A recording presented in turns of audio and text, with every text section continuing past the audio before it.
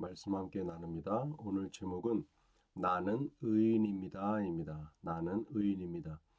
11월 달의 주제는 부르심의 소망입니다. 부르심의 소망, 각자의 부르심을 발견할 수 있는 시간 되시기를 원합니다. 성경 구절입니다. 그러므로 이제 그리스도 예수 안에 있는 자에게는 결코 정죄함이 없나니 이는 그리스도 예수 안에 있는 생명의 성령의 법이 죄와 사망의 법에서 너를 해방하였습니다. 로마서 8장 1절로 2절입니다. 죄인과 의인은 무엇을 기준으로 나뉘나요? 죄를 지었기 때문에 죄인이 아닙니다. 그 사람의 본성이 죄인의 본성이기 때문에 죄인인 것입니다. 그렇기 때문에 죄를 지으면서 사는 것입니다. 그러나 이제 예수님을 믿고 거듭난 모든 사람들은 그 안에 하나님의 생명과 본성이 있기 때문에 더 이상 죄인이 아닙니다. 혹시 그 사람이 죄를 짓는다고 할지라도 그는 죄인이 아닙니다. 우리는 의인입니다. 오늘 말씀은 우리에게 예수님을 믿는 모든 사람들은 정죄를 받지 않는다고 했습니다. 여러분이 혹시 누군가에게 거짓말을 하거나 사랑으로 행동하지 못했다면 여러분은 하나님께 잘못을 인정하고 말씀대로 행동하겠다고 고백하면 됩니다. 그러면 하나님께서 우리를 용서해 주시겠다고 성경은 우리에게 알려주고 있습니다. 그렇기 때문에 이제 여러분은 더 이상 죄책감 또는 정죄감으로 힘들어할 필요가 없습니다. 예수 안에 있는 생명의 성령의 법이 우리를 죄와 죽음의 법에서 해방했습니다. 여러분이 말씀을 고백하고 실천함으로 영적 성장을 이루게 되면 점점 더 여러분 안에 있는 의인의 본성이 작동해서 더 이상 죄를 짓지 않는 사람이 될 수 있습니다. 하나님이 기뻐하시는 일만 하는 사람이 되는 것입니다. 예수님을 믿는 우리 모두는 의인입니다. 오늘 주제 바로 어, 의라고 하는 주제를 다루고 있죠. 굉장히 중요한 주제이고요. 우리가 잘 이해해야 할 줄로 생각되어집니다. 사람이 죄를 짓는 이유는 죄인으로서의 본성, 죄의 본성이 죄인이기 때문에 죄를 지을 수밖에 없다라는 겁니다. 그렇죠? 그러니까 이제 죄를 짓는 것 자체가 옳지는 않습니다. 그런데 그렇게 거듭해서 죄를 범할 수밖에 없는 이유가 그 본성, 원래 인간의 본성 자체가 죄인이었기 때문이라는 겁니다. 근데 중요한 복음은 무엇입니까?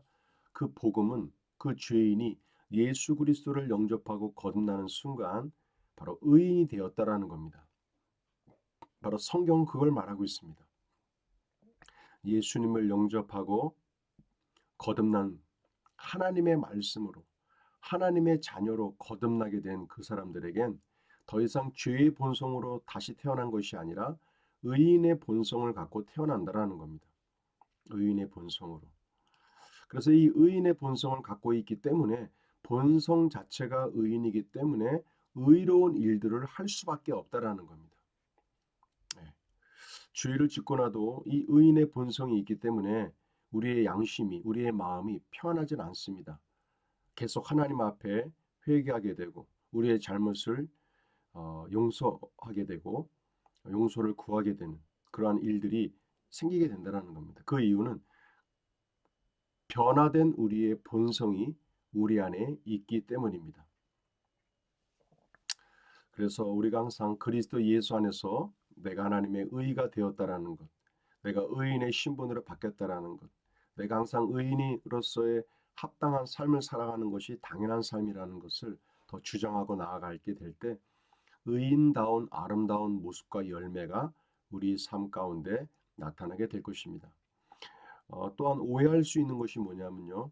하나님 앞에 어떤 죄책감이나 정죄감 없이 당당히 쓸 수 있는 의인의 신분이라고 그래서 죄를 짓거나 다른 사람에게 불편하게 한 다음에도 계속 떳떳하게 살아도 된다라고 하는 분들이 간혹 있습니다. 그것은 잘못된 것입니다. 의인의 본성을 갖고 있는 우리들에겐 어떤 죄를 범하게 될 때 하나님으로나 또는 타인에게 죄를 범하게 될 때 우리 마음속 자체가 하나님 앞에 회개로 회개하는 그 자리로 나아갈 수밖에 없도록 만들어 줍니다.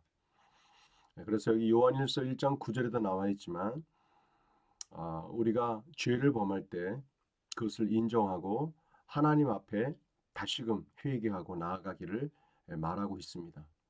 우리가 잘 이해해야 합니다. 내가 의인의 신분이 되었다는 것이 무슨 의미인지를 우리가 잘 이해하고 행동해야 될 줄로 생각되어집니다.